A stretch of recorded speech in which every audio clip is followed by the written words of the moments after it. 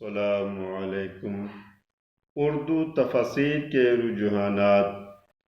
قرآن مجید کی عربی زبان کے بعد سب سے زیادہ حاشیے اور تفاسیر اردو زبان میں لکھی گئی ہیں، جن کی تعداد تقریباً 60 کے قریب ہے، جس کا آغاز شاہ عبد القادر محدث دہلوی کے حاشیے موضوع القرآن سے ہوا اور اب تک جاری ہے۔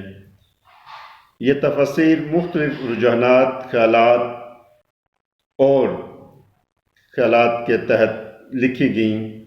ان میں اہل سنت، دیوبندی، بریلوی، اہل حدیث، اہل تشیع اور جدید علوم کے ماہرین نے لکھی گئیں۔ ان تفاسیر میں اپنے رجحانات، اپنا فقہ، اپنا مسلک، اپنا عقیدہ اور اپنے نظریات اور افکار کو قرآن کے رنگ میں پیش کرنے کی کوشش کی گئی ہے۔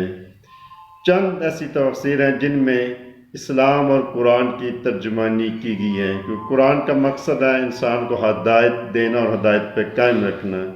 اسی لیے اقبال کہتے ہیں خود بدلتے نہیں قرآن بدل دیتے ہیں۔